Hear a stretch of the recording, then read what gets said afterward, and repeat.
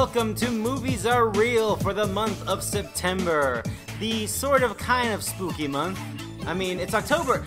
The thing with this podcast... It's pre-October, that's what September is. And we are a monthly movies podcast where we come here and we talk about the movies of the month prior and what we're looking forward to next month. It is currently October, so we're looking back on September, so we're feeling spooky. And also, like, outside it's raining, and it's got the ambiance and mood of a spooky Yeah, you have atmosphere. that ghost candle holder I got over a there. Happy Halloween banner behind We have some right ghosts now. that may or may not be racist, so we don't know. The jury's still out on that. But yes, See, we added that to the studio we recorded to Right. really give you the feeling of when the you audio listen back to listeners this. will really appreciate. They'll really appreciate all the true horror. Yeah. true horror that is my voice. Right. Whoa. But yes, this is the month of September. This is Movies Are Real. I'm George Cruz. I'm here with Ryan Lance, That is my name. Carrie Lyles. Hello. We're gonna talk about the movies of September. A pretty light month, actually. A pretty spooky month, though. I mean, like, I mean, probably the highest grossing. Yeah. I mean, there was a lot of spooky movies. We just saw very few of them. Yeah, I guess so. For Flatliners and Friend Request, we don't. Those are movies. We missed out on the real heavy hitters of Yep. Ellen Page. Yeah. Yeah. Right. Yeah. Okay. That was the. You that was haven't lived until you die. Or, Yeah. Anyways, getting into it, the biggest. getting into it. Jesus fucking Christ. The movie no one will shut up about. We're here to talk about it again. Hello. Yeah, that's true. I mean, it's not like we avoid like big movies. But No. last episode we were going into this movie like we're hoping it's good. We don't know. Reviews are in saying like, it's all right. We're here now, and it's now like the biggest movie of the fucking year. And Carrie, is this movie good? I love it so much. It is good, folks. Yeah. You heard it from Carrie first. Yes, so 2017's It is a good movie. We're all here that it's good, right, Ryan? Yeah, I love Yeah. that movie. It's fantastic. It's a good ass movie. So yeah, I think we talked about in the last episode that it's going to be focusing on the first half of the book and the kids kids stuff. Well, the book is told in a non-linear way. Like, it goes back and forth. See, I haven't read the book. It goes back and forth, and it'll, like, weave. Like, they'll be having a memory, and the memory is all formatted in italics, and then it'll weave. Right. slowly Someone says, into- "Damn." But then the 90s, Yeah. the There It's 90s a version. beaver trap, and then they're children again. No, but, so the story in the book and in the miniseries is told, like, all conjuncted, like, back and forth, but then this one is just the kids. Right. And it's pretty damn good, especially. Where do we start with? I guess let's start with the kid actors themselves. Mm-hmm. So, what is the name of the gentleman from Stranger Things? Finn Finn Wolfhard. Whatever. Finn You Wolfhard. got that wrong both times. Oh, I'm sorry. It's kind of weird saying that I feel like he stole the show as well as the actress who played, Beverly. Sophia Lillis. She played Beverly. and who played Beverly. I thought I very much agree with that. They were my two favorites. Yeah. in Hands film. down, Richie was my favorite. And it's kind of, it's weird with Finn. He plays, because I don't know any one of the characters of it. So, Carrie, you're gonna have to walk me over here. So, what's the name of the character that Finn plays again? Richie. Richie. Richie All right. Tozier. Yep. Right, and so it's weird because Finn's kind of just playing. Well, I guess his character is very different from the character in Stranger Things. With his character in Stranger Things is kind of like this nice kid who's not saying "fucking shit, you pussy ass bitch, goddamn, I'm gonna get over here and Eddie's mom's vagina on Halloween. He plays this sort of lovable dickhead, and he plays it very well in a way that I am shocked, like how good he balances the line of coming across as lovable and still being kind of a Yeah. shithead. The epitome of class clown, but not obnoxious class clown, Speaking not of not clowns. scary sewer clown. Right, and we'll get to good old Bill over here in a second here. Billy old Sarsgaard. And What'd you like about Sophia Lillis's portrayal of Beverly Marsh? so that's The female member of the Losers Club. yeah, so that's the weird thing because Beverly as a character, like, it feels not great. Like, she's just kind of like this female character that all the fucking dudes kind of fall in love with, and they're sort of obsessed with throughout like the entirety of the book.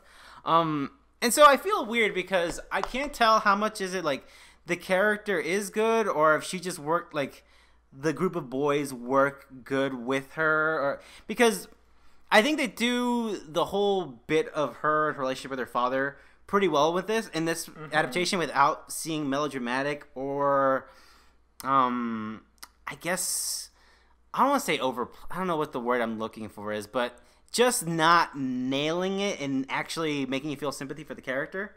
At least I don't remember in the miniseries. I felt like everything done with Beverly in the miniseries wasn't done great. I agree with that about the miniseries, but I really liked Beverly's character in this new film. I felt like the difference between like her home life and her relationship with the boys in the Loser Club was very like it showed like a lot of depth to her character and like who she really is, as well as like how she interacts with like the girls at school who bully her because they say she's a slut or whatever. There's a lot of intricacies to her that like make her feel like a real like kid, you know. And then like how she like how she doesn't know these kids very well, but then like very quickly she relies on them. Like after the scene in the bathroom where like, oh, blood, ugh. That scene's fucking. That is the scene where you're like, this movie's gonna be fucking fantastic. That is a great scene, yeah. But like after that, she calls them, and then she does that whole thing of her like running down the stairs and like, you guys have to fucking help me. I love that. It's a perfect like follow up because it has this like emotional depth to this scene that was like visual and awesome, and then also just weird because like her dad walks in and is like, what's going on? And there's blood fucking everywhere. Yeah, the scene specifically is the scene with there's like is it what gets stuck in the... It looks like hair or right. like kind of like because she cuts her hair and it goes down the drain, so then it like comes back and is like grabbing it reminds me, and then she puts a tape measure down the thing to see how deep it is, and it gets to like 250 feet, and then when she's bringing it back up, it's got a bunch of gunk on it. Right. It feels like it reminds me a lot of the Johnny Depp death scene from Nightmare on Elm Street, and it looks so. It does so good. It's just so good and so. Fantastic. I was rewatching that same scene from the original one, and it's just like the balloon comes out and pops, and she's like, ah, and the dad comes in, he's like, ah. She's like, there's a spider in the sink. And he's like, I worry about you, Bevy. And I think, like, with the kid group, I think the most impressive thing about it is that it sort of is the sort of stereotypical, like, coming-of-age sort of story. Like, it is Stranger Things. It is sort of Stand By Me. Yeah. But even though it is very stereotypical, kind of, and all these characters are sort of filled this sort of role that you already know of, it's still really interesting, and the characters are still really likable, and... It would be easy for, at least for me, like to distance myself from it and not fully invest in it. But the characters are so well and the writing is so good that I was completely invested in it. Carrie, you got anything to say about the kid actors specifically? I think it's really cool because the main thing of this story is that these kids, when they're together, they have this magnetism about them that... like in the book, like people will always mention that when the seven of them are all together, there's this energy about them, and it's like they're drawn together by this bigger force to bring and the power that they have, propelled by their friendship, is what's going to be able to defeat Pennywise in the end, or it, as they say. But it's just so cool that they were able to have the chemistry that they could capture on that. Screen. And so then when you're watching it, you feel that same sense of magnetism. It's like, oh my god, these kids are gonna be able to do it. And it's just because it's like they empower each other so much, and then that's what makes them be able to beat the bullies in the rock fight and do all the other stuff that they wouldn't be able to do otherwise. Yeah, that chemistry, I think it is the thing that like I mentioned earlier, like sort of transcends the sort of cliche nature of the sort of it story about these group of kids going to go solve this weird spooky town mystery thing. And that's really what like I like this over like a lot of other modern horror films, because a lot of them are just like centered around like, okay, we're gonna get to the spooky thing, and then like, oh, maybe the main character like, oh, she has a bad relationship with her mom or whatever. But that's like to the side, and it's just like the driving force to get her to the next scare. But everything in this is like, oh, they're friends, and it's so much fun to watch them just be friends. Oh shit, he's been attacked by a leper. Oh Jesus, what's happening? And maybe we should finally actually start talking about the spooky thing itself. Mr. Billy Skarsgård. Yeah. The handsome man that everyone wants to fuck, whether he's a clown or not, apparently. Yeah. I think the first thing that it's hard to live up to Tim Curry. Like, it's hard to follow that up. And just from the trailers, it seemed like this guy was really into it. But then, obviously, since it starts off with the whole Georgie scene with the fucking boat, and at least for me, like he absolutely nailed that scene, and from that scene on, I was like, oh nope, this guy's fucking got it. The way he speaks, the way he looks, and also how the movie just fucking goes for the fucking like it's not dancing for the violence, it just fucking chomp your fucking arm off and blood, and it's so fucking good. I loved that opening scene. Oh, it's so good. As soon as that scene concluded, I was like, this is my favorite movie of all time. Because, like, I remember because I started reading the book, and I hadn't really ever seen the entire miniseries, and in the book, it's like, Georgie gets his arm ripped off, and I was like, oh, hell yeah. And then you watch the made-for-TV miniseries, and it just, like, pans in on his screaming face, and I was like, this is bullshit. He gets his arm ripped off, and then the movie starts with that, and I was like, oh, yep, this movie's amazing. Yeah, that opening scene is it's beautiful. It does that, and then it's like, in like that sewer thing, it's like, that is perfect. That is the perfect introduction to a movie. Yeah, when the camera like flips around and then it zooms past the It logo. And sticking with that scene, like, I feel like there's been a lot of criticism that this movie's a lot of CGI and not a lot of practical effects.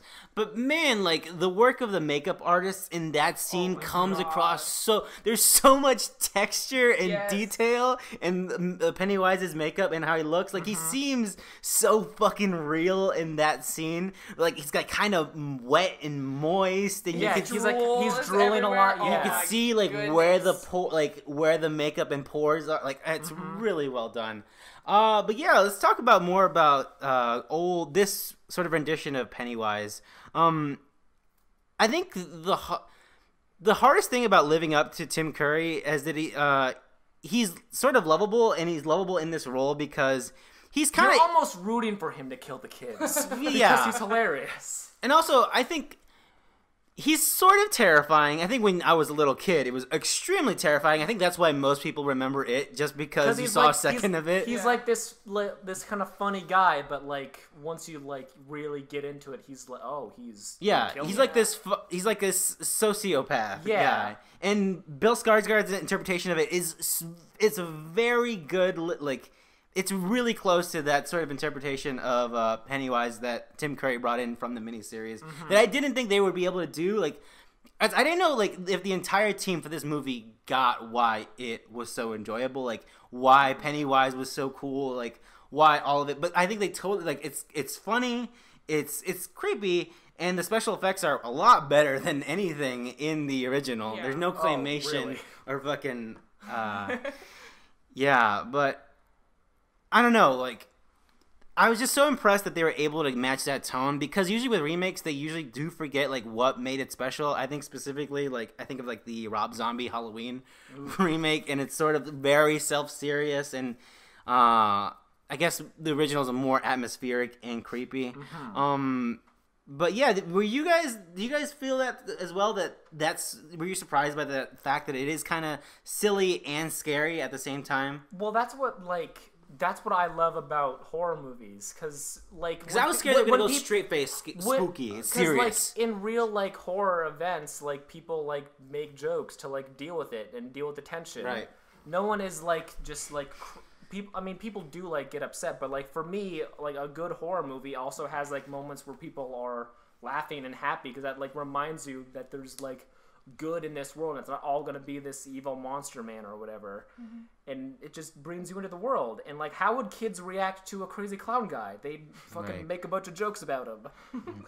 Right. And when they begin to specifically that, like when they begin to fall apart and so like game over, man, game over, like it feels really natural and not just in a contrived way because, well, it's a movie, so we got to have the moment where we break up. Our team falls apart, And then now the god hurt. We got to go get her down. Yeah. Like, okay.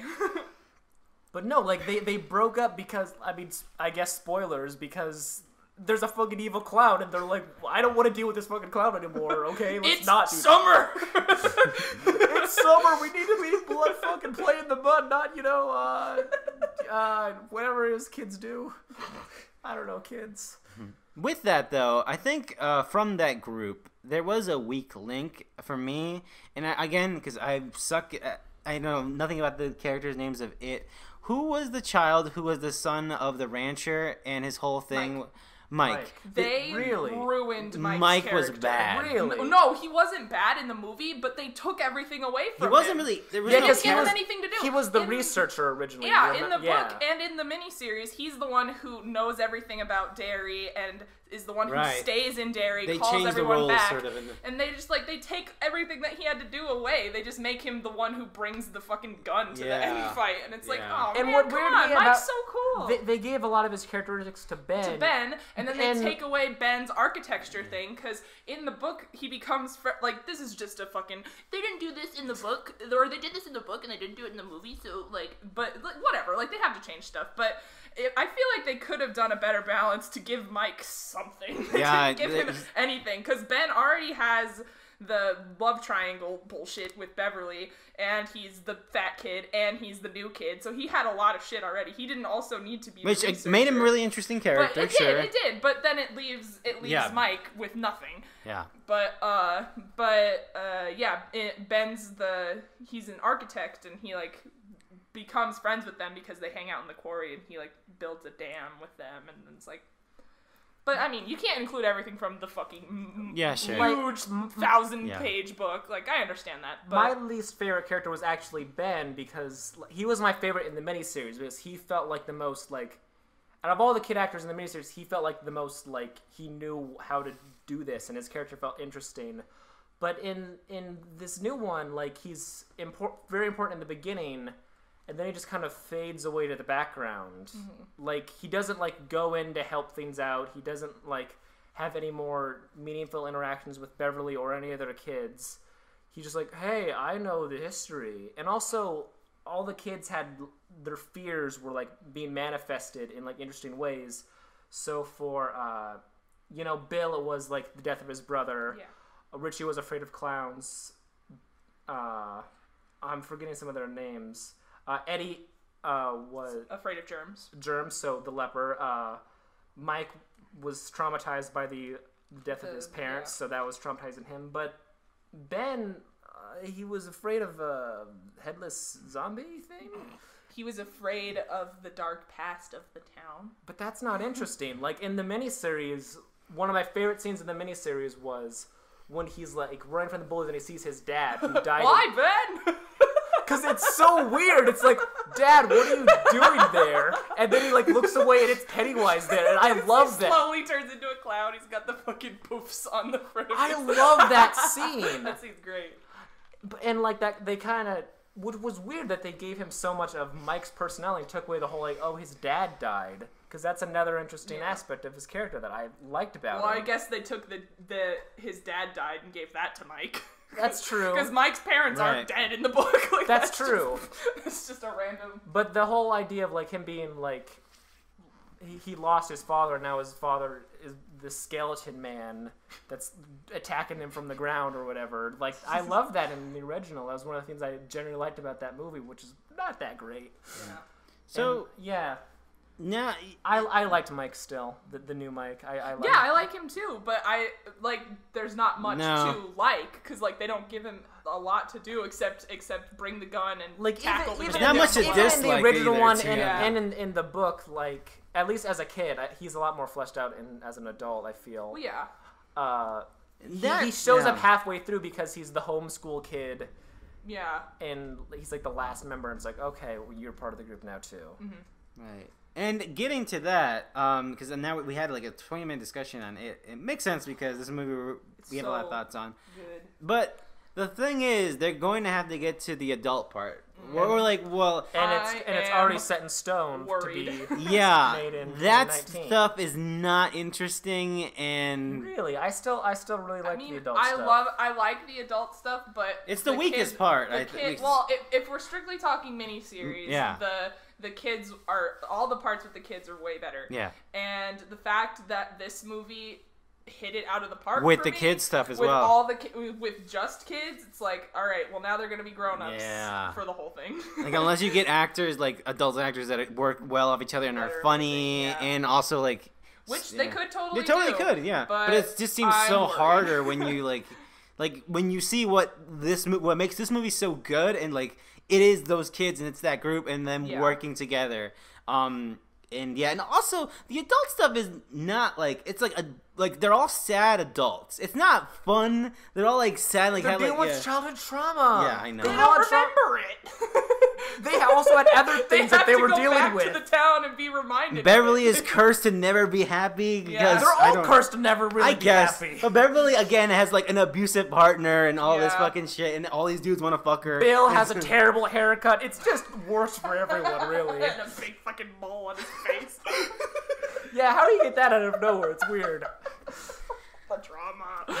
See, I don't know where they're gonna go. I think when I think of the miniseries, the most interesting like horror stuff took place in the adult timeline, I guess. Like the scene where that library scene. The library scene's great. When Bill's at the graveyard and there's just a bunch of empty graves and Pennywise like, "Hey, Billy boy, I got one for you." And he's like, "What the fuck is going on here?" Or at the Chinese restaurant where the claws and the stuff. Oh come yeah, out of the all the fortune cookies are another weird thing. It's like, you're just fucking with us at this point. Come on, man. Just let me eat my dinner. Oh yeah, and then Beverly like goes into her dad's house and he's like this gross thing, yeah, and then she leaves and it was all gone. That stuff's super cool. It's just the adult actors were all really, really bad. It's gonna, that is true. Really that true. is true. They all look fucking pathetic and bumbling. And then also, why is it so mean? and then the ending scene where they just push the spider. They just push it. It's like, spoilers. The evil's been spoilers for a TV miniseries on ABC that aired in 1999. 1990. I'm so fucking sorry. You don't know anything about Let me just leave this podcast, man. Jesus. But yeah, it's going to sort of depend if they can keep what made those characters good onto. It all depends on the adult actors and how many childhood flashbacks will be in the sequel. Yeah. So yeah, it was great. It's probably one of the best movies of the year, I think. It's my favorite movie of the year. It's one of my favorites. Yeah. It's good. It's in my top 5 of the year on my official list again, that I finally made after being beaten to do so after all this time. Again, I am the biggest surprise is they were able to capture that tone and do it so well in this remake. I didn't expect them to actually get it because again, so many people come to these remake projects and don't get it. Like what? Okay. They don't understand the vibe. We're done. We're done. What's your favorite part of it? What the fuck you talking about, man? All of it. Let's talk about a movie that we're less positive about. What do you mean? Right. It's the best movie according to douchebags everywhere. Here we go, baby. I subscribe to Douchebag Weekly, and they did a whole front page cover on this movie. Guys, we just don't get it. Darian Aronofsky's mother. All right. So if you are unfamiliar with this is a movie starring Javier Bardem and Jennifer Lawrence. They live in this little fucking cool house shack sort of thing in the middle of a wheat field or whatever the fuck. He's a writer. She's not a writer. She's just sort of his wife. She's fixing the house because she fixing loves the him. house and she fucking loves her husband. Sacrifice Of course she does. Sacrifice Who wouldn't love Javier Bardem? I mean, that's true. Sure, that's fair. I would. I mean, that's fair. He was a terrible husband. I mean, that's the. Okay, so they live in this house, and Jennifer J. Law herself, everyone's favorite actress for some reason, and then someday a visitor, and then one day a visitor shows up, and he's a fan of Javier Bardem's writing because he's a famous poet. And then shit goes fucking. And then more people keep coming into this house, and it's all weird. Like things just keep going spiraling. Abstract. Things keep spiraling out of control. Have you ever seen an art film, George. And also, everything's from the perspective of Jennifer Lawrence's character. It's very important, and one of my problems with this movie. And all of her perceptions are very dreamlike, and the whole sense of, like, she'll turn around and things have escalated so quickly in the situation where it's like, what's happening? The camera is, like, 75% a close-up. Like, it's always, like, up but not close. like a traditional, not braced. but not like a traditional, like, close-up. It's like a weird, like, the in-between between a medium shot and a close-up. Yeah, it's like you're seeing. It's like kind of getting someone's like a portrait. So I don't know, like sort of a LinkedIn profile photo, and like you can see their shoulders and you can see like their chest a little bit. So when they're walking, like you can see that, and you can see them almost trip over the camera in every shot. Yeah, it's really annoying. It's like that to make you uncomfortable, Ryan. That's what movies are supposed to do. So that's make me hate them. So they're supposed to give me reasons to point out they're a piece of shit. Okay, look. Fucking film critics everywhere are like, this is what a movie is. This is auteur at its best. I mean, I won't. Sure, it is auteur. Look, I can look at this. You can make garbage and that's trademark garbage. Wow. Look, I don't want to. Are we gonna spoil this movie? Yeah. Yes, and also, we're probably want gonna people to watch we're it. also probably gonna have to walk back our fucking like hot takes at some point and back them up because we don't want to be mean to Javier. I don't give a shit what Javier Bardem thinks about me. I'm sorry, not Javier Darren. I don't give a shit what Darren Uskanaski thinks about me. Anyways, okay. Darren Uzumaki, I don't give a shit. Good book. So that is the setup. Weird shit keeps happening. People keep coming into this house, and it's all seen from Jennifer Lawrence's perspective, and we sort of see her. It's all a biblical allegory. Right. Well, I was getting to that, Ryan. Yeah, jeez, Ryan, you blew our Bible load right away. But yes, things keep happening, and if you are a fucking intellectual, you'll see what the machinations, like us. What the machinations are happening. And first off, at what point? First off, this is it's all about God and Mother Nature, Adam and Eve, blah blah blah. We'll get to the exact details later. But at what point during the movie did you guys get it? Oh, or at least get parts of it, because I understand like. About halfway through, I understood, like, most of it. But because of, like, the weird nature of it and stuff, like, it didn't include from the Bible, I was like, maybe I'm not thinking about this properly. This is another movie where they changed the thing from they changed the Bible. How dare they? No, because, like, the whole time watching this, like, I didn't understand what Jennifer Lawrence was supposed to be. Right. So now that I thought about it, I was like, okay, that actually makes sense. So I'm very separate from, like, religion. Like, I went to Sunday school, but I literally didn't give a shit. So for me, it took me until the end, and when I started to like, what the fuck happened there? And I was like, there's obviously some sort of allegorical thing. And like, what's the easiest thing to make an allegory of? The Bible. Right? What if I sparked notes the Bible and just made that a movie? Huh? I was half tempted to read. I'll show you guys this. This was my. I wrote up my post mother rage Jesus. to send it to some people because I was like, let me break down all the fucking symbolism in this movie. I was half tempted to read all this. It's a good 6 flicks and scrolls through this. But, like... So, Jesus.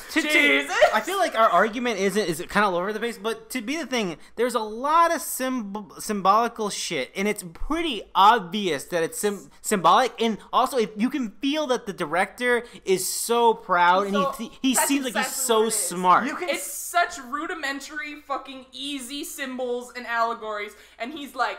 Yeah, that's right. I came up with that. And it's so easy to the point where I was like, no, there has to be more to it. It can't just be the Bible. So here's what it is. Javier Bardem is literally God. Yeah. While Jennifer Lawrence is Mother Nature. So all the posters where she's covered by flowers, I get it now, I guess. It's stupid, though.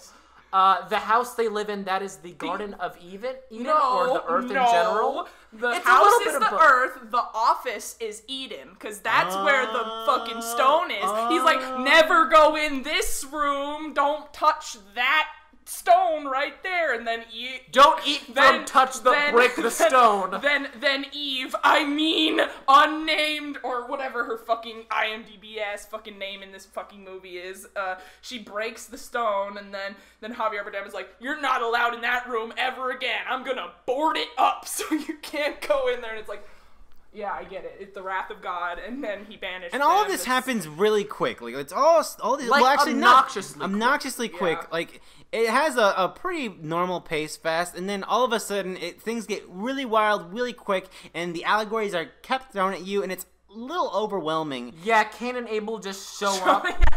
And then Cain kills Abel immediately, or is it the other way? I forget which one. I forget which one kills who, like, really easily. That's a stupid... You're the one who went to church school. Look, man, like, the story of Cain and Abel always confused me as a kid, and I can't remember, but I asked a priest this, and they told me not to think too hard about it. But if Adam and Eve gave birth to Cain and Abel, how are we all alive? If they were the only people. Did he also make other people? At what point did God do that? Why is that not part of the plot? And plus, Cain killed Abel. Did one of them fuck a bunch of animals and eventually led to us? Yes. Jesus fucking Christ. Anyways, back to the real story. So like, I feel like, I will say what my biggest issue with this movie is. Like, it has first of all these allegories are confusing because they come so fast, and obnoxious because you can tell that the director thinks he's a fucking genius for it. But also, again, my biggest problem is we're all seeing this through Jennifer Lawrence's perspective. And you can, like, I'm fucking confused over here, and I'm trying to process all this fucking garbage with the ego, like, trying to process it all through it. And you're kind of seeing it through Jennifer Lawrence's eyes. Yeah. And it's just so frustrating and uncomfortable and like, again, maybe he's a fucking genius for maybe it felt like I was Jennifer Lawrence in that movie and seeing it through a perspective. Again, what he wanted, I'm sure, but guess what? Like, it sucks. It fucking sucks to, like, be there. And again, maybe you're a fucking genius, but your whole movie experience for me as a person watching it, I thought it was miserable and I didn't enjoy anything about it. And those feelings only, like, intensify once we get to the fucking conclusion bits. Because, woof, does this movie go fucking bananas. Like, a movie can be, like, uncomfortable and you can not like it. It can still be a good movie. Like, fucking Clockwork Orange is a miserable movie to watch, but it's great. Me and Kay were talking about Raw. Oh, hell yeah. That's a great movie. I never want to see that thing again because it's awful. I hate it, but it's so fucking good. But this movie, it's unpleasant in a way that, like, why would you want to go back? And then there's the ego on top of it. That makes it... And then you can tell that some guy was behind his computer screen like, this is gonna change things. This movie's like the equivalent of Darren Aronofsky, like, sitting next to you in the theater being like, I'm not touching you. And then at the end of the movie, she's like, boom, slaps you across the face. And you're like, I hate you. It's not really a slap across the face. More if he's busting your skull in with a rock he somehow and then had. Eats your child. Spoilers! All right, eat his body and drink his blood. So after Cain kills Abel... But it's just unknown older brother, unknown younger brother. He was Donald Gleason and his actual brother. Isn't that cool? It's not! They just called Donald Gleason. It's like, do you have a brother? No. Well, too bad. He does have a brother. It's literally his brother. The two actors Anyways, are after that, they have this funeral service. And, you know, Jennifer Lawrence is like, why are we doing this in my house? And Javier Bardem's like, we have to do this. This is the only place they have, sweetheart. It's the only way. We have to do it. And keep in mind that we're talking about the allegories, but the movie is also trying to put a veil over it, so it's trying to be its own story. It's trying to be its own story. Yeah, and then during this party, there's this one sink. And Jennifer Lawrence is like, hey, stop sitting on that sink. And they're like, I'm going to sit on the sink anyway. And she's like, it's not braced. Don't sit on it. And they keep sitting on it, and then they break it. And then the whole kitchen floods. And then all the people are gone. Which, by the way, like, that's a... They were bitching at Jennifer Lawrence for not, like, being dressed right for the funeral when they were all acting like fucking assholes and idiots the whole time. Because, Brian, that's how we treat nature. Yeah. I don't give a shit. And I feel like... And then after that, like, they argue, and he's like, you've never fucked me well. He's like, I'm gonna fuck you right now. And then he fucks her, and she has a kid. Yeah. And then he writes this beautiful poem, and people start coming to their house. People are like, wow, this really is a new testament to how good of a writer you are. Fuck! And then the house gets even more, like, crazy and mad, and Jennifer Lawrence is, like, crazy pregnant at this point. Like if she coughs, the baby's about to come out of her. That's how fucking pregnant she is. There's people swarming the house again, and they're wrecking everything, eating everything, destroying everything, Painting her fucking ceiling. painting her ceiling. Christian Wiig shows up and kills so many people with a gun in the most unpleasant cameo I've ever experienced. Yeah, and again, all this stuff. Why it had to be Kristen Wiig? People know who she is. What was her character? I looked up. She was the Herald. What the fuck is that even mean? She was his publicist. She spread the word. Shut up, Carrie. Get out of my apartment. I mean, our studio. A lot of layers. I mean, our studio where we record this because we're professionals. I'm just waiting for a knock on the door. Be like, could you stop yelling about Darren Aronofsky's mother? I love that movie. I'll tell you what. And then she gives birth to the baby. Jesus. Unnamed newborn. Unnamed newborn child. And she's like, you are not bringing my child out there. It's like, all right, I'm not going to do anything. I'm just... These people have given us gifts for our child. There's a gift here. That was my moment where I was like, oh, I was also it's like the that. Bible. Because that was the most unnatural one where he was like, they have gifts for the child. Yeah, that's the one. That's the one where I think that might be the one where it kind of. These three really smart guys gave us some gifts. They had glasses and everything. I have some francs and some cents, some myrrh, and look, gold. Gold. And then fucking Javier Bardem takes the baby, and then they kill the baby. They eat the baby. Well, they Simba the baby off, and the Bible would have been a lot more interesting if they followed the screenplay of Mother, where Jesus died immediately by being snapped in half in a crowd. Where he was crowd surfing, pissing all over everyone. Imagine a scene where you're seeing a baby being crowd surfed. It's pissing and crying, and people just snapping in half. Like, look. You didn't give me time to connect to the baby. Why would I care if the baby got snapped in half? You're already supposed to know that it's Jesus. I don't give a shit if it's Jesus! My favorite was when we were on our way home and Ryan was like, the baby died and I felt nothing. And then Jennifer Lawrence gets beaten, and then I lose the track there. That's when the movie starts getting to its Yeah, she gets beaten, and then she goes down to the basement. Also, the part where she gets beaten is fucking miserable. It's garbage. It's fucking awful and It's shit trashy and as garbage. hell. Okay. It doesn't make sense why she's being beaten. Because that's how we treat Mother Nature. You can't have two different things if it's so similar to one of them. You can't be like, this is the plot of it, but also Three's Company is over there. Do you see how mad you're getting? That's what good movies do to you. No, they don't. Let's wrap this up right here. I don't want to talk about this anymore. Let's wrap this up. I think we hit a lot of the major points here. Anyways, Jennifer Lawrence... She goes down in the basement and she blows the house up. She blows the house up. Javier Bardem reaches into her fucking chest and pulls out the unknown crystal that the guys broke earlier. Yeah. He puts in the pedestal, and the movie reverses, and it's the first scene again. Yeah, with the different woman. It's one of those. I'm gonna show you the ending scene of the movie at the beginning of the movie. And you're not gonna know till the movie ends. So yeah, the movie begins with this weird scene of Javier Bardem putting this crystal there, and the house reforms, and it cuts to Jennifer Lawrence waking up, and you're like, okay, that's probably just some fucking visual thing. There's probably no allegories in this movie. It's probably just a horror fucking bullshit thing. But then no, the movie ends where it starts, and it's like you have to be real fucking bold to do that. He has to create a new world. When does that happen? Yeah, when can that happen for us in our reality? Darian has some really bold ideas of where we're going here. We won't know until the apocalypse, Ryan. We're about to push the Mother Nature to the apocalypse. Yeah, that might. Yeah. So again, Darian has some bold ideas. And then God's like, well, shit, try again. Us posting this podcast on the internet will be the final straw for God to be like, you know what, they have fucked me over too much. They ruined my favorite movie. So yeah, I feel like we've exhausted a lot of what.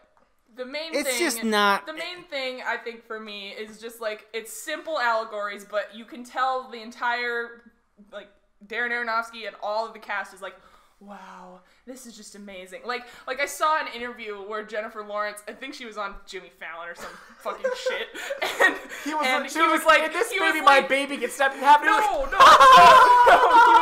He was like, so you're in this house, and she's like, which represents the earth, and she's like bursting at the seams to tell all these fucking symbols. It's like, I just want people to get it. It's easy to get. It's like the metaphors are so good. Even if you watch the movie and you're like, I didn't get it. If you stop for like 2 minutes, like, oh yeah. Oh wow. My least favorite thing about this movie is like, I hated it. Yeah. I truly hated this movie. This was like split levels of I do not like this movie because of everything it is. I like Split way more than this. It's been so long I can't even remember how. But like, I keep trying to read about why people like this movie, and it's all, and everything I read is people are like, people just don't get it. Exactly. They don't give me like reasons why it's good. It's like they're just saying you're a fucking asshole if you don't like this movie, and I fucking love personal shopper. So I am a fucking film nerd. If you look, Harry, we've both seen a ghost story way too many times. It paints a really shitty and like a bummer, like, I don't know, image of what the fucking film criticism looks like. And I really don't want to be that guy that like throws everyone under the bus. But it's just like, come on, y'all, like, unless we're really in the wrong here, unless we're in the fucking wrong, which maybe we're not fucking geniuses. Like, we're just on a fucking futon right here. It's fucking raining. Like, what do you mean? We're in a recording studio. It's thundering out there. The wrath of God is coming for us. This is gonna be the final episode. But yeah, I don't know, man. I don't know much to say. I think this movie is just incredibly, like, just a bad fucking time. Mm-hmm. Like, it's a bad fucking. And I will say, I have an interesting perspective on this movie because I had never seen an Aronofsky movie, and the day we went to see this, I was like, I should probably like watch one. So I watched Requiem for a Dream before I went to see this. And that movie was like pretty good. Like, it's hard to say I liked that movie. That movie is another example of this movie is a bad time. Yeah, but I like works. And also, that movie kind of also has an ego to it, but also it works for that movie. It definitely does, but like, just such the contrast from Requiem for a Dream and its like gritty, gross, holy shitness to this, where it's like, oh, you just don't understand me. And it's like, and like in Requiem for a Dream, like it has that same like time is like weird and like things move, but that makes sense for the characters. It doesn't make sense why Jennifer Lawrence is doing this other than like the aesthetic of it's being weird.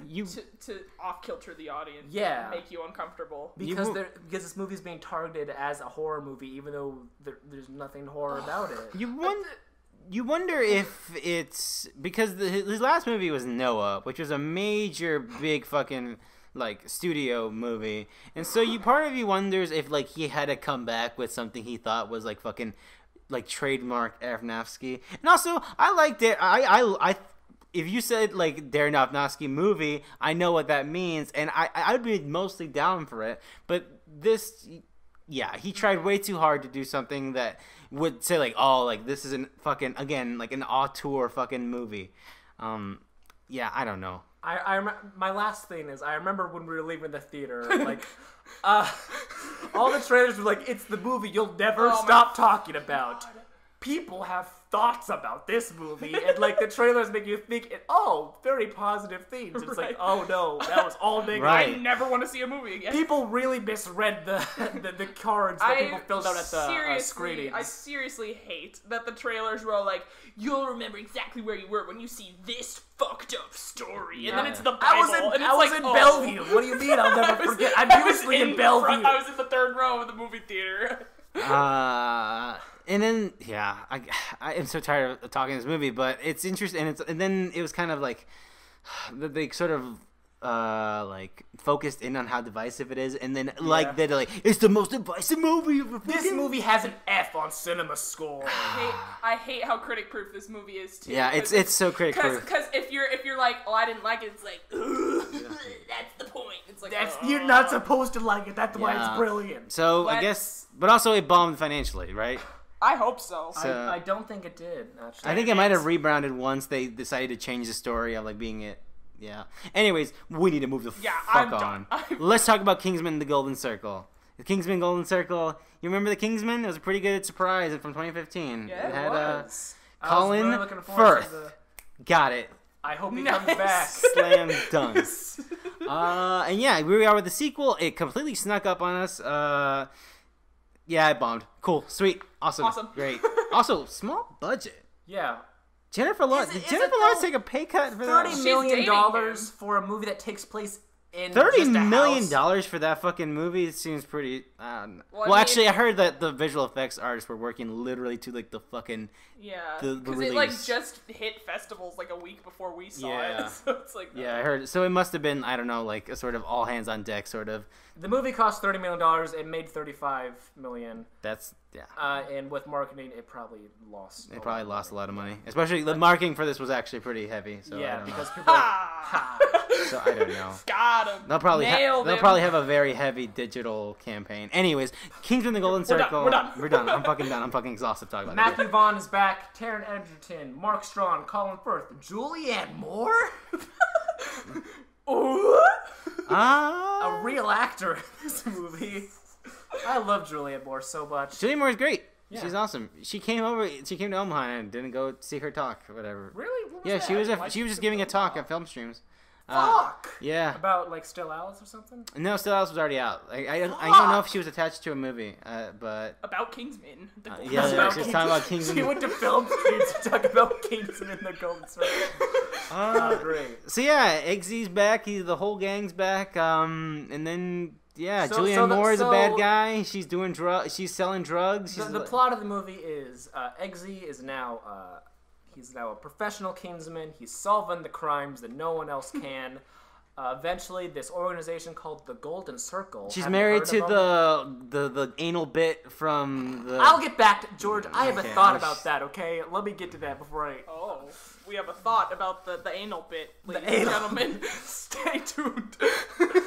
The Golden Circle, they find the Kingsmen. They kind of destroy everything. And then the Kingsmen have to work with the Statesmen to put a stop to this... Golden Circle drug organization because they have this huge plan to stop, to destroy the world, everything. If you like, how's our general thoughts on this movie? It's alright. It's good. It's fine. It's fine. My thing is, it's a Kingsman movie. I really like Kingsman. Like it's a very much a fun time movie. But there are moments in it that I'm like, that does not work. That they dropped the ball on that. And for the Golden Circle, it's like they took all the dropped balls and they just threw it back at the air. Like, maybe we'll do it again this time. Maybe gravity will not function this time. Nope, it all failed again. Like, Eggsy is dating the anal princess from like the worst joke of that movie. Yeah. I had to it took me like half an hour to Me too. I was like, is that the girl from the I thought that was a joke. I thought that was a bit. Oh no, that's a big thing. And maybe he's dating her now. I think maybe it's supposed to, because like this movie's supposed to be like a satire / parody of like Bond films. So maybe it's supposed to be like turning the Bond girl thing on its head, being like she's not just some floozy, he's a good guy. But I don't know. And then also there was a similar bit where in the original Kingsman, there's the bit where they have to practice talking to people romantically, suaving them, and then that turns into a whole bit that like shows like their dedication to the Kingsmen. There's a similar thing in this where he has to do an implant on a girl at this party, and the Statesmen, the way they do that is very rapey. Yeah. And I felt the whole time they were doing this bit where they had to they had to get a tracking chip onto the partner of who's like the guy from the first Kingsman who on the railroad bit was like, he's like, is Kingsman really worth it? And he's like, fuck no it isn't, I'll tell you anything. That guy, he was great. I liked that he returned. But it's his girlfriend, and he has to and Eggsy has in order to find out where that guy is who is with Julianne Moore's character, they're trying to track the girlfriend. Yes. So Eggsy has to fucking finger her. Yes. With a tiny condom. And the whole time I'm like, this cannot be it. This organization that's great at spying can't really be like, the best way to track this person is to fucking molest them. But no, I see what you're saying, but she was down for it. Yeah, but they've done this before. This is like a thing. What do they do if the person's not into it and they That's do true. it? That's true. I think my big problem with it is mostly that it's a bit. It's a shitty bit. Like, it's the writing and it's the bit. Like, wouldn't this be fucking goofy? It's again flipping. This is the tracker. It's a condom. Yeah, exactly. Like that's like some South Park and, like, the whole fucking thing, shit. I was like, like, this is gonna go somewhere else because the last movie went somewhere else. But it was like, no, that was the bit. He called his girlfriend. Was like, I had to figure this girl for my job. I'm sorry. I love you. Like it's a very simple bit, and to be, I think Taron Egerton does it all right. Like, he pulls it off as good as they all do it as good as they could. Yeah, but it's not. I don't know. Is that like the joke just for like the dude bros in like the audience? But it's not a great bit. It's a bad bit. Another bit, like I couldn't tell if this was a bit of Colin Firth is back. Spoilers. Right. It was in the fucking trailers. The trailers. Yeah. Which like that would have been a fun reveal, but no, it's in the trailers. And he lost his memory, and he's really obsessed with butterflies. And I couldn't think of whether or not that was supposed to be funny or not. Yeah, I don't know. I think because he's supposed to be this badass agent, and he's really into fucking butterflies. But also, like, that's a very simple bit as well. Like yeah, but like they did the condom thing. I was like, is that a bit that he's into butterflies? Because that's actually really right. Like, so you're awesome. confused because you're like, that's the condom thing is such an easy bit that at this point my expectations are so low that I think this is a bit. I think they're making fun of people who like have a general interest in butterflies. Fucking dummy likes butterflies. But like I thought, like the whole time I was like, oh, that actually makes sense for his character, and it's like very sweet, and like it kept doing this. Like I feel like they're making fun of him. I don't think it was a bit. I don't know. I kept going back on whether I thought that. But anyways, getting more to like I think the whole as a movie. I think the biggest thing for me with Kingsman and Golden Circle is it's another Kingsman movie, and I think on its face, Kingsman and the Golden Circle, I think it's a good movie. But coming from Kingsman, like it's inherently less impressive if you're doing the same thing over again. I think at least like it's another Kingsman movie, and that's cool. But also, I don't know. It has a lot of weird stuff in it. It doesn't have a lot of significant things that stand out to me either. Channing Tatum is in the first part of the movie, but then just leaves and is which is a real bummer. And is just straight up replaced with another guy. Yeah, as someone who is not a huge Channing Tatum fan, I was like, this movie needed more Channing Tatum. Yeah, because I remember the last scene of the movie and I laughed really hard with Channing Tatum, his little hat. Oh yeah. I forgot about that. But yeah, I don't know. I think Julianne Moore. Like I love Julianne Moore. Like she's an incredible actor, but I did not buy her as the villain. I liked it. I think she was. I don't think. I don't know. It just was weird. It was really over the top. Like her motivation was, I'm a successful businesswoman and no one respects me because it's weed. Yeah. Okay. I don't think it. Yeah, I don't know. I liked it. I thought it was fine. I think it was serviceable at least. I don't think it was great, but I mean, I also didn't like super love Samuel L. Jackson's character in the first one. I liked him just because it was because back to the whole satirizing Bond films things. He's supposed to be the big old Bond villain, and it's like he's this big powerful guy, but he's like scared of blood and he's got a lisp, and it's just I don't know. I think he was a fun character in the first one. He had his moments, but like I don't know. Something about it was like I don't know about this. I just think that he felt like it seemed improv. He felt like a bit, much like a lot of bits in the thing that like on paper like that makes sense, but then throughout the film it's like okay, let's move on. Let's move on to a bit that has a lot more. This may be incorrect, but if I remember correctly, like the whole lisp thing was just the idea from Samuel Jackson that they just went with, and a lot of that. With that in mind, it makes you feel like maybe a lot of it was just kind of like, I don't know, you're just a bad guy. I don't fucking know. Make up something quirky and fun. Here's McDonald's. That's not funny.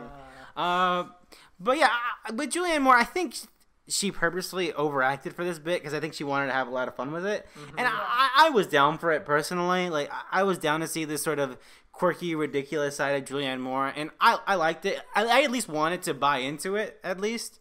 I think she really is just like a Bond villain, like straight up, like she puts a fucking guy in a meat grinder. Yeah. He's like, haha, now eat the burger from the meat grinder.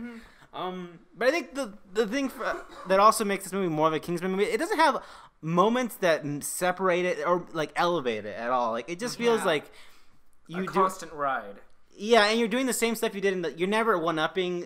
And again, I know it's hard to like one-up a cool thing you did before, but it just there were moments I felt like it was trying to one up it, but it didn't really like totally didn't stick it. Like the church scene from the original and the fireworks scene in the original. Great. There was nothing in this movie that really stood out to me. There was like an Elton John bit. There's an Elton John. Speaking of bits that went too far, I thought that Elton John was a fun cameo. Yeah.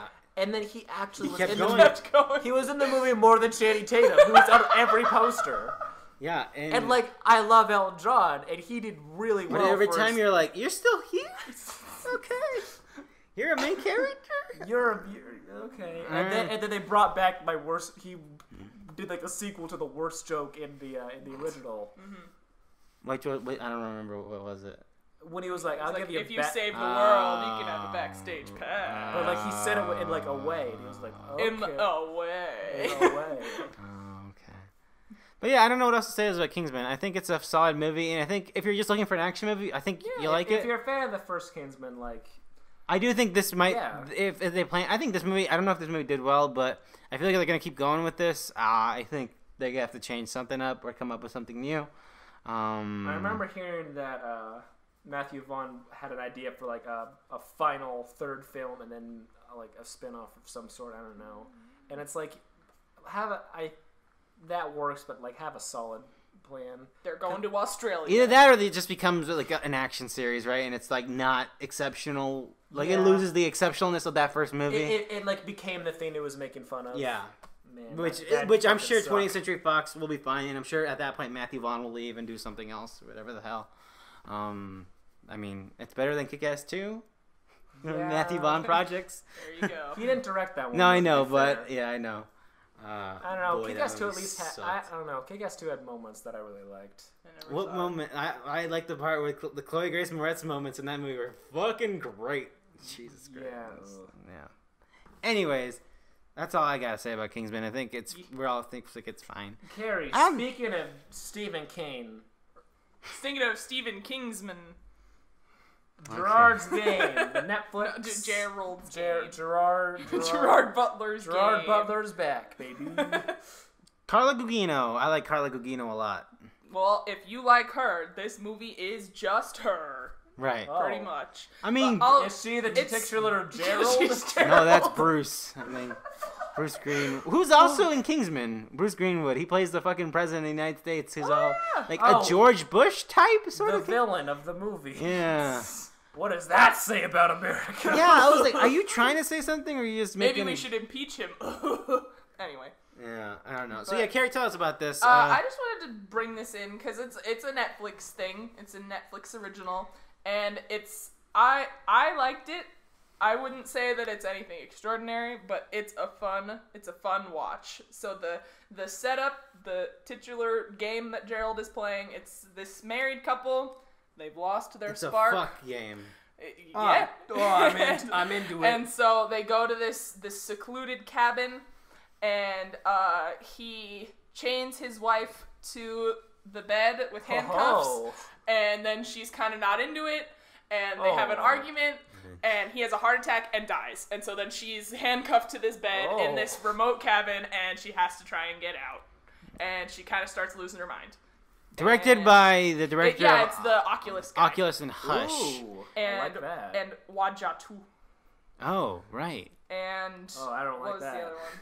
I think there was one more. Anyway. Hush. I never saw. I didn't see Hush. I thought it was stupid. Oculus is very good. It is a good Oculus is awesome.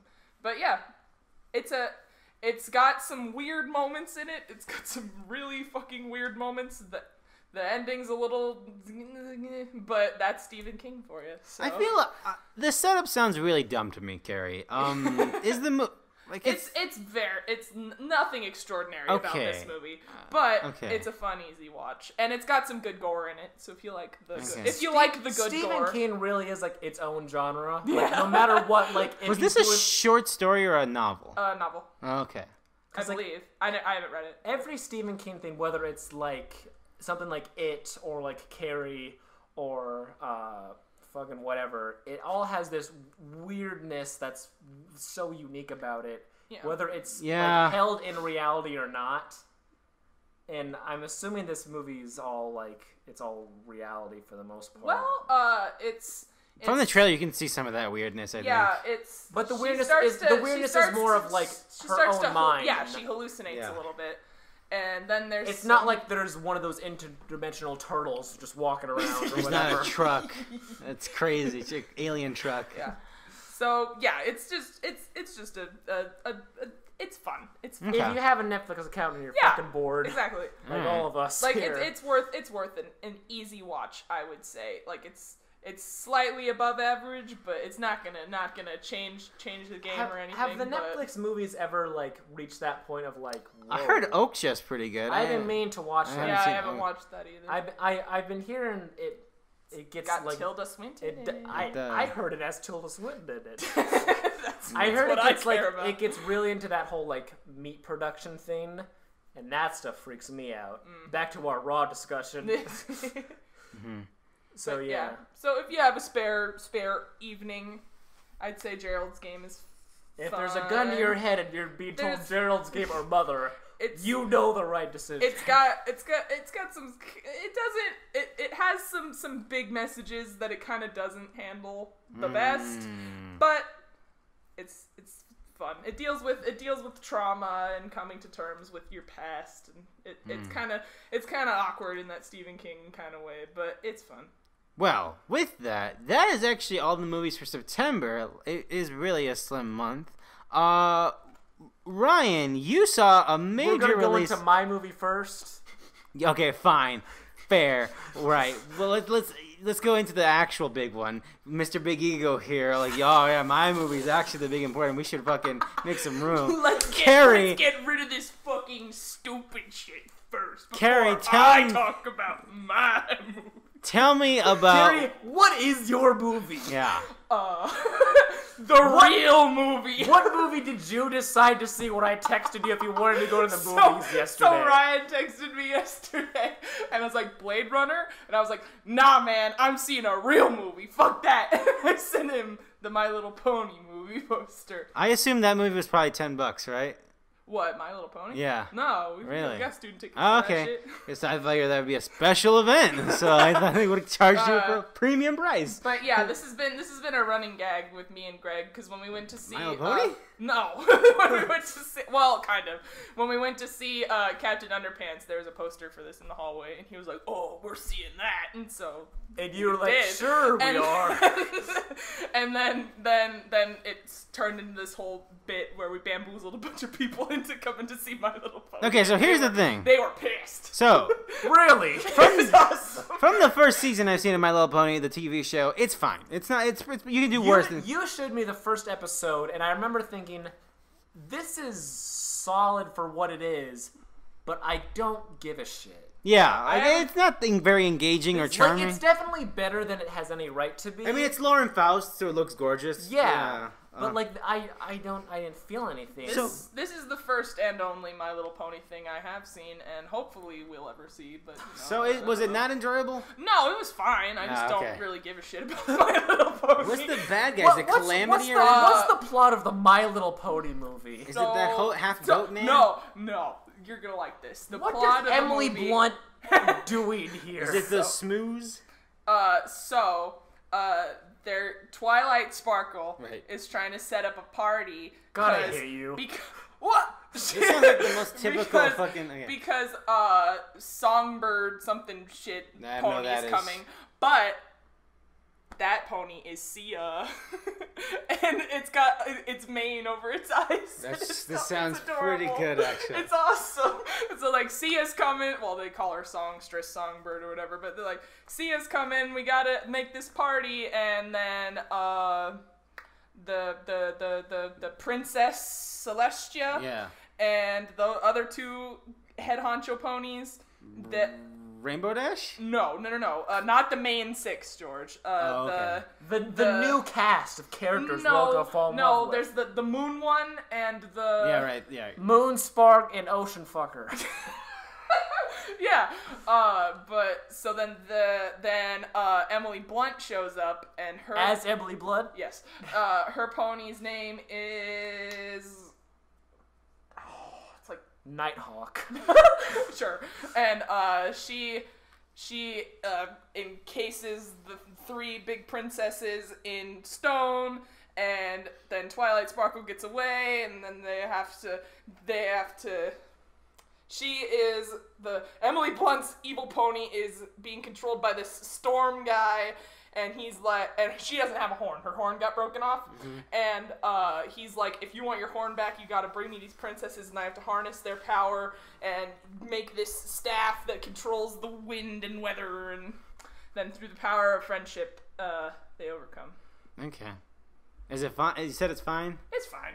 Okay. I'm not gonna be that asshole who's like, the writing on the My Little Pony, like. Again, like, it was fun. That show's fine. That show's fine. It was fun, and they the Sia pony was worth it. She was so great. It was like the Shakira thing in Zootopia, but I actually cared because it was Sia. But also Sia's bigger than Shakira. Yeah. And so it's like Sia didn't just write a song for this movie. She's in the fucking movie. To be fair, also Sia writes a song for any fucking movie. Well, yeah, I know, but like it's like this movie takes it a step She probably further. did a song for Mother. For all I know. Oh, fuck. She probably did. But yeah, it's just their adventures as they try and get to, because as Princess Celestia is being frozen in stone, she's like, go to Queen Hippo. And it's like, so they have to go to the Queen to get this thing to solve everything. Okay. Christian Chenoweth plays a hippogriff. Yeah, that's what I was gonna say. The hippogriff guy. What's his name? Calamity? I don't know. Something. Anyways. But yeah, friendship prevails. This is my other favorite movie this year about the power of friendship. The first one being It. This one being... There's a theme this month. Friendship. Well, with that, Ryan... For everyone who's still listening... Tell me about what is probably one of the worst ideas for a sequel ever. Just lightly, because we want to see it too. So, Blade Runner 2049... first off, we're going to talk about the original Blade Runner, because neither of you have seen it. No. I have no concept of what Blade Runner is. So, Blade Runner it's one of those movies where, like, it hasn't aged well, but it's so influential to, like, sci-fi and noir that it's, like, required viewing. Like, it's modern cyberpunk. There's a lot of air quotes. It's cyberpunk. There's a lot of air quotes. It's the Bible for cyberpunk, yeah. Yes. Yeah. And it's... Like, I saw it for a film class. I had to write a small thing on it, and, like, it's fine. The problem with Blade Runner is so many films since then have been influenced by what it did, that watching it is like looking at, like, the bottom level. Right. Like, the building blocks of something that's I've seen so much greater things of. So it doesn't really do much for Everyone me. loves Judge Dredd, the Super Mario Brothers movie. All the classics. But the plot of the original Blade Runner, because for the most part, you don't really have to... You just have to... If you had watched Blade Runner 30 years ago and vaguely remembered the plot, you're fine. As far as I understand, let me see if I can guess. It is Harrison Ford plays Deckard, who is this guy who hunts rogue robots? Or androids. Rogue androids. They're called replicants. Replicants. And they're basically human creations that are kind of organic, not really. Exactly, right. And these human replicants are used as basically slave labor on, like, off-world colonies to do all the manual shitty labor that people don't want to do. And it takes This sounds dope. The original movie was released in 1982, and it takes place in 2019. So we got some ways to go, my man. And it's all this, like, dark future. There's no sun. It's all neon lights and darkness, and it's raining constantly, much like how it is in our studio right now. And basically, Deckard is this Blade Runner whose job it is to hunt down basically rogue robot people, replicants who are misbehaving or whatever, and retire them, kill them. Right. And he's brought in on this job for these replicants who have been killing people and kind of have a plan for how to outlive their 4-year lifespan. So he goes out, he meets this woman who's a replicant, and she's this kind of experimental one who has the lifespan of a normal person. And he falls in love with her, and it's all like, oh, I love you, but you're a replicant. I'm Harrison Ford. This was my prime. And I assume he goes rebel, he fucking... They don't really. It's more about him killing the replicants, and there's a great monologue at the end where he's facing off against the main replicant villain guy, and they're not really villains because they're just trying to get their own freedom. It's complicated. There's a lot to it. And he gives a great monologue about like what's it like to feel fear, bubbity boobity boobity. Right.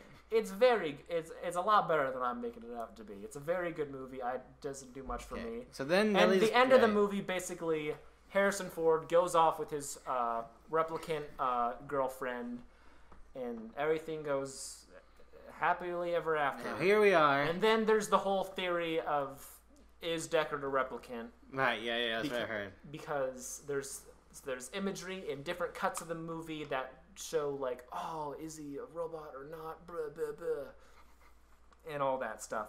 For the most part, in Blade Runner 2049, the replicants in this future, because there's some events and these replicants are different. A lot of the stuff from the original one is different, so you don't really need to know the complexities of like, okay, how do we know if this is a replicant or a human? Because those lines have really thinned since then. It's been 30 years of progress in robot making, George. But anyways, Jared Leto, the one who makes the robots, correct? Yes. Okay. Which, let me just say, without huge spoilers, Jared Leto is the worst thing about this movie. Okay.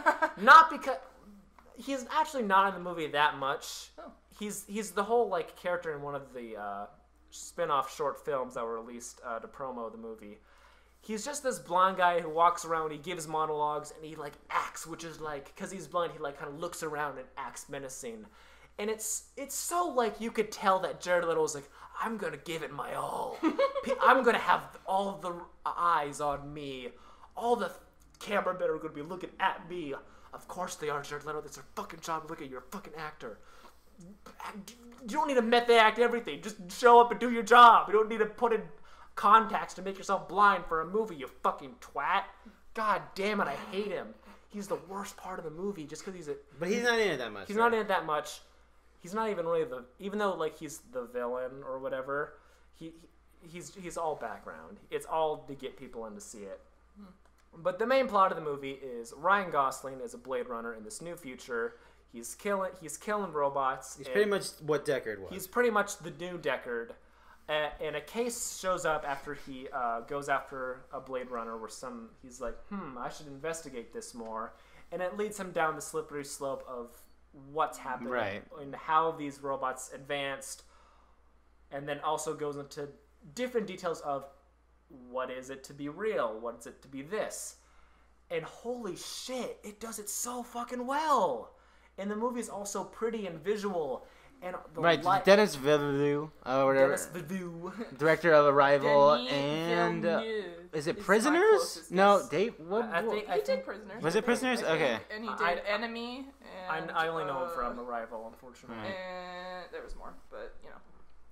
But yeah, this movie's. But that's the thing. This movie is absolutely incredible. Right, that's the thing with Blade Runner. Like, this is literally one of the most influential modern films. Like, it is sci-fi, and it's so easy to fuck up because at least I'm not into the cyberpunk genre, but what everyone says, like, what people get from Blade Runner is the aesthetic. They don't get the politics and what the actual story is about. The politics and, like, the story are a lot more fleshed out in this one. Right. Because it has that more modern approach, and also Ridley Scott.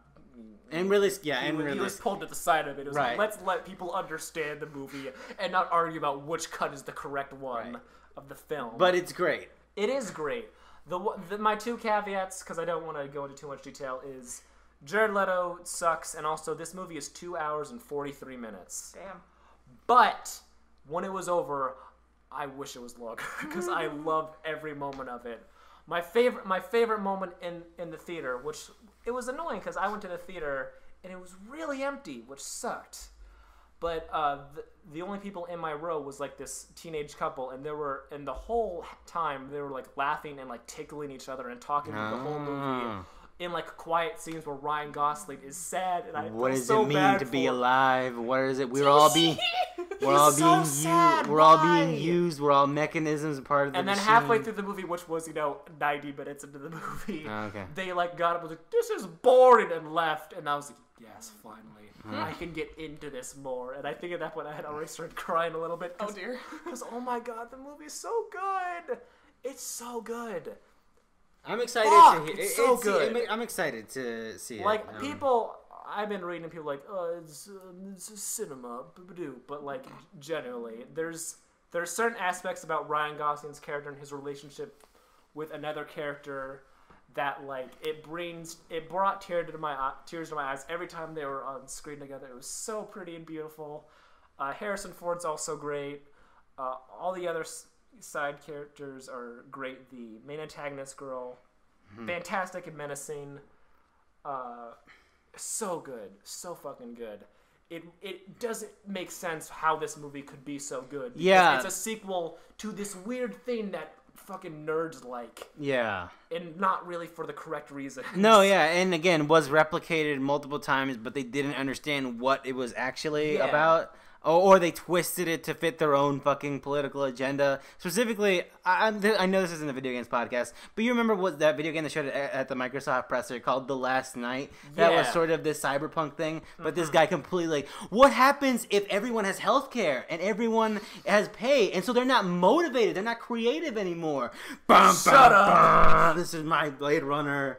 But yeah, I don't know. I'm excited. Again, it seemed like the most impossible task in fucking imaginable. It is, but they pulled it off so well. It's so good. I don't know. I can't say anything about that, but like, see this movie. It's 2 hours and 43 minutes. But that doesn't seem very long, to be honest. Like most blockbusters, I feel like 2 hours and a half, or at least. They're getting there. At least most superhero fucking movies that are boring as shit. Much like the original, you guys haven't seen it, but the original Blade Runner is a lot of like slowness and talking, and actually a lot of action. It's a lot of I've heard. But in like the original Blade Runner, and just like with Blade Runner 2049, when there is action, there's like meaning behind it. It's not like with a typical action film where it's like, let's get to the next action sequence. The conversations and the dialogue, and also the scenery and what the scenery fucking means. Because like just like with the original Blade Runner, there's no sun. It's all blackness and smoke because the Earth has been fucking polluted. Because it's the year 2049 and we're destroying Mother Nature. I will say one last thing, Ryan. So Blade Runner like is a very like sort of political, sort of weird thing, but also I feel like this thing is coming out in a Hollywood system where we can't just let one movie exist. Like you can't just release, this is going to be a new Star Wars movie and that's going to be the Star Wars movie. We'll come back to it later. Do you feel like they have room now? They have rope to hang themselves with now if like they could keep going with this? I was reading because like I did a lot of reading after I saw this movie because I'm in love with it. But Ridley Scott did say, the quote was, just like with Prometheus, I have plans for a lot more sequels after this, but we'll see with that. But the way the movie ends, even with the original Blade Runner, it ended with like there didn't need to be a sequel. Like it was a finite story, and it was like, okay, you could do more. And with this, it really is more about Ryan Gosling's character than Harrison Ford coming into his life. I mean, there could be. So you were saying it'd be really the world that of Blade Runner 2049 is very interesting, and if the creative team wants to continue that, they very well could, and it could be great. There's 3 short films that are varying quality, but if you love the movie, it's great. One focuses on Gerlad Leto and his original creation of the new replicants that his company is making. That's just him acting the whole time, and it's obnoxious. Benedict Wong, however, is a CEO in that, or a CEO or like some businessman, and I love Benedict Wong. That's a great guy there. One of them is all about Dave Bautista. Dave Bautista. He's in Blade Runner for a bit. It's all about his backstory. That's great. He has some adorably small glasses. And one is basically, there's an event that's talked about in Blade Runner 2049 that's kind of like the turning point for like how things have changed since then. And that's why you don't really need to see them you don't need to understand the first Blade Runner that well to understand this one, and that's all about that event, and it's an anime film by the man who made Cowboy Bebop. Oh. So it's very well animated and very pretty. That guy did something... well, never mind. I'm He did Blade Runner 2020 Black Nexus Down, or whatever it was called. Okay. I watched it this morning. Well, See Blade Runner. It's so good. you should play Nier Automata, Ryan. I think you'd really like that game if you like Blade Runner. I Anyways... don't even like the original Blade Runner that much. I love this one, though. It's great. Anyways, that is a movie from October. There are 2 scenes where Ryan Gosling plays the piano. I love La La Land. I love Alien Covenant. Fuck. The first time he reached for a piano, it was almost that first note. It was almost the first note of the me and Sebastian thing. So it was oh, I like this feature. La La Land still resonates in 2049. All right. That would be great if the music they listened to in 2049 was the soundtrack of La La Land. Anyway. That movie was okay. Anyways, October. That was a movie October. Probably the biggest movie October, but there's a shit ton of other stuff. Let's try and go through it. Happy Death Day. Stupid title, but apparently everyone's excited for it. I think it looks cool, man. I think it's got potential. I think it looks like trash, and I'm ready. Really? Yeah. I don't know, man. I don't know. I feel like I don't know. I love Groundhog's Day, but not everyone needs to put their own spin on it. Sure, but also the trailer looks like Groundhog's Day, but action. Groundhog's Day, but their kids in high school. Groundhog's Day, but there's murder. But the trailer sort of understands this is a campy shit movie. Does it though? Yeah, I think so. I don't know. You don't. I don't know. That's the vibe I got from it. Hopefully. I see her creepy friend holding the cupcake. It's like, happy birthday. And I see a movie that takes But also, a little it's got too fucking serious. 50 Cent in the background of the entire fucking That's movie. really true. I don't know Party if... like Yeah. I feel like that's the marketing team being like, they're giving us very few options of how we can do this. I expect this to be trash. I would love it if it was good. I think it might be good, but I don't know. Anyways, We'll see. fucking never mind. Movie of the month, The Foreigner. Jackie Chan, Pierce Brosnan, you're going down. Jackie Chan, they killed his fucking daughter. He's gonna come for Pierce Brosnan. He's He gonna kick wants names. Oh man, I'm so fucking excited for this movie. Holy shit. Yeah. It's been a hot minute since Jackie Chan has been in the movie. He was in the and at least in Ninjago American. movie. He was Shut in Kung. up, Carrie. He was in Kung Fu Panda. I want to see. I only know that I want he to was- see him. He's amazing. I only know that he was in the Ninjago movie because before My Little Pony, they had a feature about how there was a squad of martial artists who played out all the was Jackie moves Chan? So Jackie Chan played did the motion cap for the Lego Ninja I think it action? was more of he had a team of actual people doing the moves so that they could base the Lego animations he on it. teaches people how to And he also do played a character. It was in probably the Karate Kid, right? The remake, the last big thing he did. Yeah, That's probably it. where he taught Jaden Smith kung fu. Anyways, moving on. We're gonna go through these. The Amityville Awakening is finally here. finally coming out For free. for free. After all that trouble, after all those delays, here it Originally is. filmed in 2014. Here you go. It'll be on Google Play for free.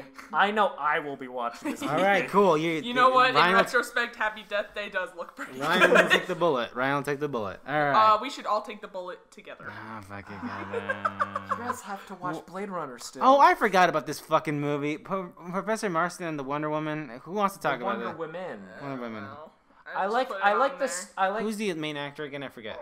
I don't know. He seems like they couldn't get Benedict Cumberbatch. Yup. That's what it looks like. Yep. Benedict Cumberbatch was this fucking misunderstood genius, and look at how fucking quirky and weird and cool he was. And he has he's this in a story. Don't come from my favorite show. Oh, man. He's in a polyamorous relationship. Look at him. He's Is that what that movie's about? Yeah. This movie's about? Yeah. Yes, Oh, yes. shit. Yeah, it's about the guy who made Wonder Woman, and the Wonder Woman character is based off his wife and their His other wife. He had a. they were all married. Well, he wasn't married to her, but she was. He had a part of it. polyamorous relationship, and he was into some kinky shit as well. Yeah, that's why Wonder Woman originally looks real sexy. He has a rope It has a rope because it's a sexy rope. Who is the actor who's in this movie? It's fucking killing me. I'm trying to get to it right Anyways, Geostorm, Gerald Butler. Gerard Butler's back. I have nothing to say about this. It's not like. Does he pick the worst ideas now? No, I think he's done. I don't think he has a career. I just think he's getting what he needs. Excuse you. Oh, it's Luke Evans. Yeah, that's what I was like. It's I love fucking. Luke Evans. It looks like a very I forgot that it was him. Yeah. Yeah. Geostorm is not What bad.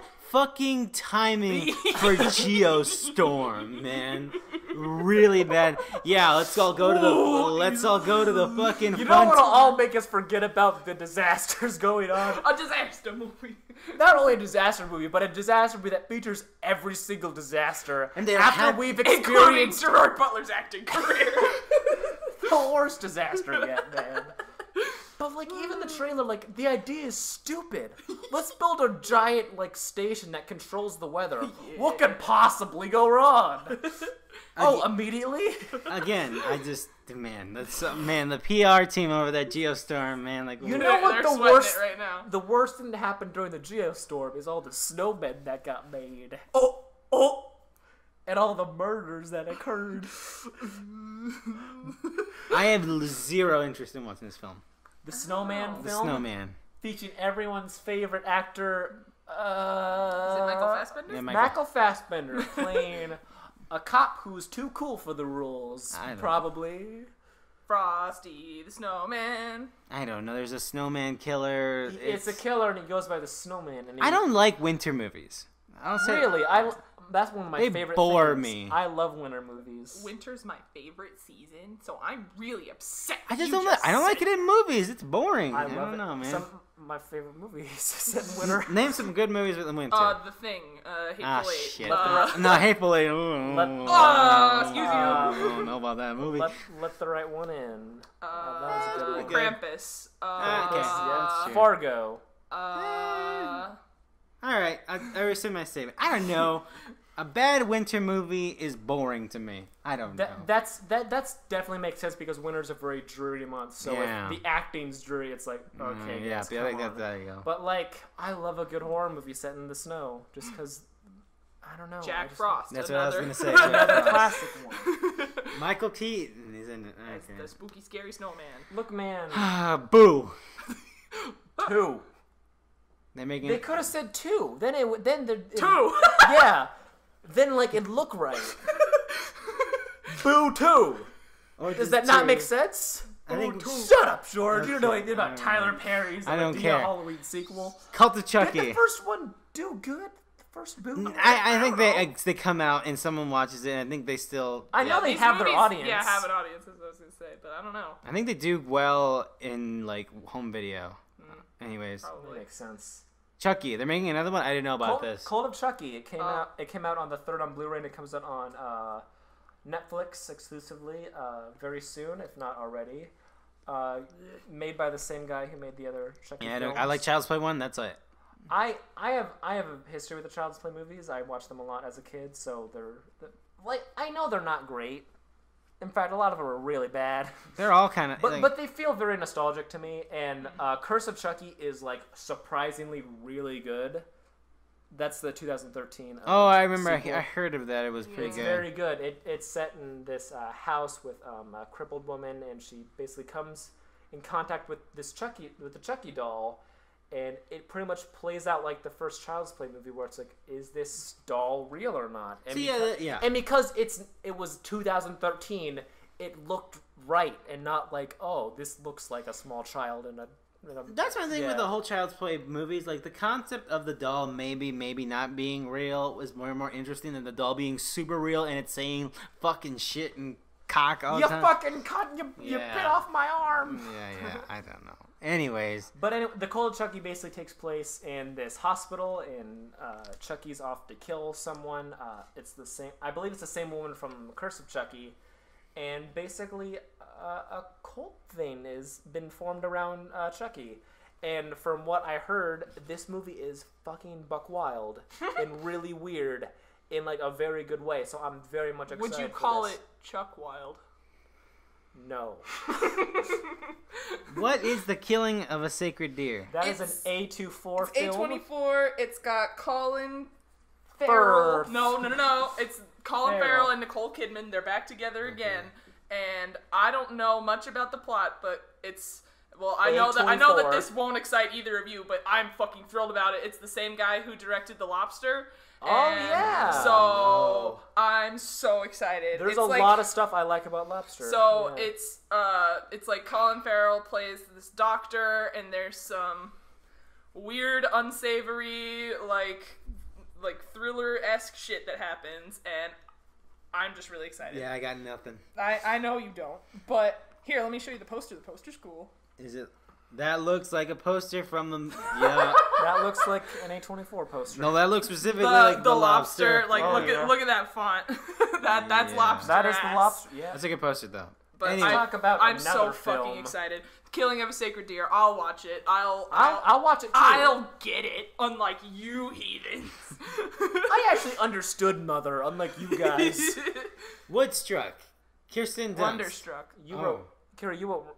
Is it supposed to be? It's Woodstruck. Are you sure? Yeah, I'm pretty sure it's Woodstruck, right? Oh. It takes place in the woods. I don't know. I was looking at a list. I just copied that. I assume this is the Kirsten Dunst movie, the indie movie that's getting fucking railed. Yeah, that's why I put it on here. Okay, unless there is a movie called Wonderstruck that's coming out in 2017. Wonderstruck sounds like a movie that came out in 2004. Okay. Woodstock. That's what I meant to put. Wow, you got it very wrong. Also, to be fair, the movie trailer... Well, let me look up Wonderstruck. They show the title in the movie trailer, and it's fucking illegible in that trailer. Wow, there is a Wonderstruck movie. It's just a completely different movie with Julianne Moore in it. Oh. The story of a young boy in the Midwest is told simultaneously with a tale about a young girl in New York from 50 years ago as they both seek the same mysterious connection. Did Wood whatever the fuck already come out? I don't know. Anyways, fuck it. I just saw that on the list, and I thought that it was that. Yeah, that was that. I thought it was already. My bad, guys. That's my goof. Anyways, I only care which movie we're talking about? Woodstruck or Wonderstruck? We're talking about Jigsaw now. Okay, Jigsaw. Okay. Who likes the Saw movies? Saw 1 is alright. Saw 1 was really I like good. Amanda a lot in Saw 2 and 3. I loved Amanda in Saw 2. Or no, I loved Amanda in the first Saw, and then when she came back in Saw 2, I was like, yeah, and then she was bad, and I was like, I trusted you! But that's those movies, they got those twists. But I don't know why I found myself so interested in the first 3 movies. I don't think they're great. I think 1's a really boring movie, actually. It's really drawn out. And 2 is really cheesy, but 3 is interesting enough because you can see they wanted to conclude it with 3, but they were like, no, we gotta keep moving these. Like I said last podcast, I watched all of these pretty much on the same day, so the events of the movies get a little blurred for me. Is the third one... The second one's the house. Yes. And then the third one the one with the husband and wife? Where Jigsaw's dying and they bring in the doctor? Yes. Okay, I like that one. I think that one's the most interesting and the most involved. And again, I think you can tell that they thought they were going to wrap it up there. Or something. I don't know. I like Saw 3. It's pretty cool. I like how Amanda's in it a lot. Yeah. I have no interest in this whatsoever. What? I've only seen Saw 4. And Why do they look so cheap? Yeah. Because like the first one was made with like $20 in a fucking dream, so and then that did well. But at least so that then they're like, well let's lit. keep that aesthetic. What studio makes the Saw movies? Twisted Pictures. That's all they make. So, well, because I remember when Saw the final chapter came out, they were all like, okay, we're gonna move forward with other franchises because we've kind of killed this. I remember reading that specifically. And then I heard they're making a Jigsaw movie. I was like, okay, clearly that didn't pan out for them. So they're like, let's do it with the tried and true method of the Saw movies. Also, the final chapter was 2012, I think. Yeah. That was a while ago. No! 5 years? No. It's enough time for them to maybe try something else, right? Yeah. I think they did. Added the word jig to They the name. did Deadly Silence as well. That's also a movie they made, I think. But no, like, the Saw 1 was at least a movie. They were trying to make a movie there. Well, yeah, that was like an idea. And then, I don't know. And 2 and 3 look better than anything they've made. I don't know. I just think they gave up at one point. I was like, fucking, I don't fucking know. Just Elias Koteas, just say some weird shit. I don't fucking know. it's just a joke for me at this point. So I need to see Jigsaw. What is this last? Yeah, movie? what's Suburbicon? It's the Matt Damon one. That's the what Alexander Payne movie. That's why it's Omaha Steaks, because Alexander Payne is from Nebraska. I guess. He made Nebraska. George Clooney, my bad. I said Matt. Well, Matt Damon's in it, but I thought it was like the Matt Damon thing. But it's directed by George Clooney. But it's getting like bad reviews, but it looks exactly like my kind of shit. So I'm just really excited. It's like this. I was confusing it with another movie though. It says a home invasion rattles a quiet family town. So it's like this. As you could probably venture to guess by the title, it's this suburban, like, unrest, and it's just, like, it looks real Coen Brothers-y, and I think they, like, even co-wrote, Joel Coen, they were co-writers with George Clooney, and I think it looks fun.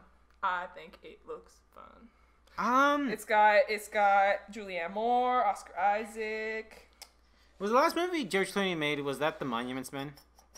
Probably. Because that movie didn't do well at all. And I know people were like, oof, all right, George, all right.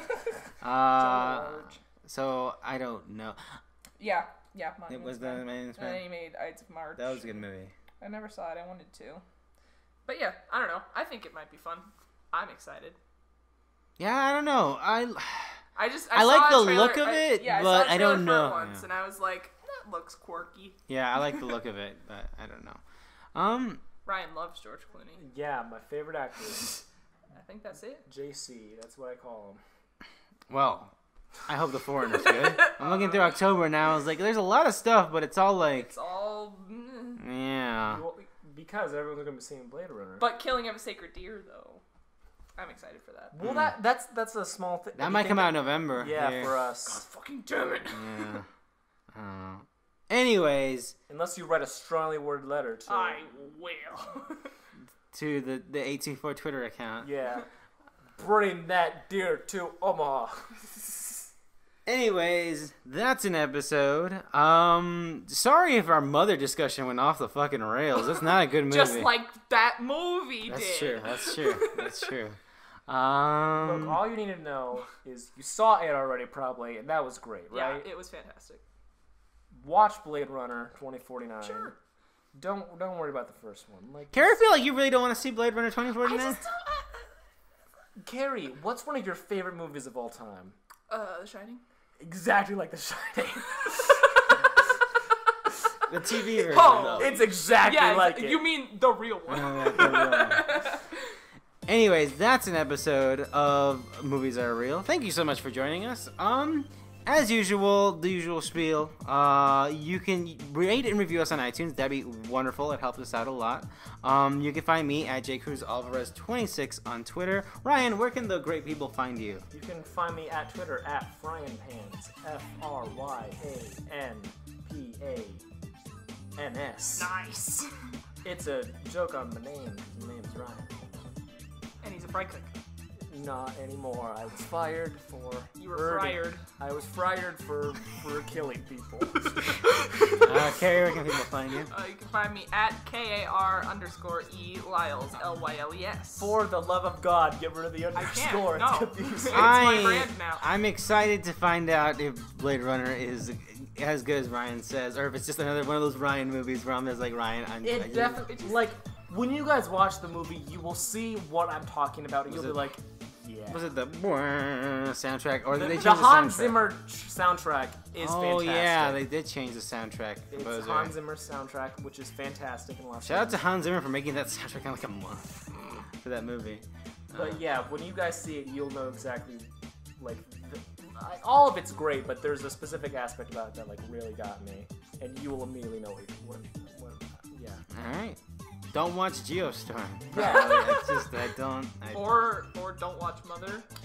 Watch Amityville Awakening because you can. It's free, so that you have no reason not to lose. An hour and a half of your time and your life, maybe. Whatever. All right. Well, maybe the movie's cursed. Maybe that's why it isn't coming out. And maybe the curse is going to be broken by giving it out for free. Like every time they're about to send this movie off, someone just fucking That reminds me, dies. was Rings this year? Yes. It was, yeah. Holy shit! Are you gonna watch Rings, George? I don't Baringa. That's a show. That's a show. We'll see you next time.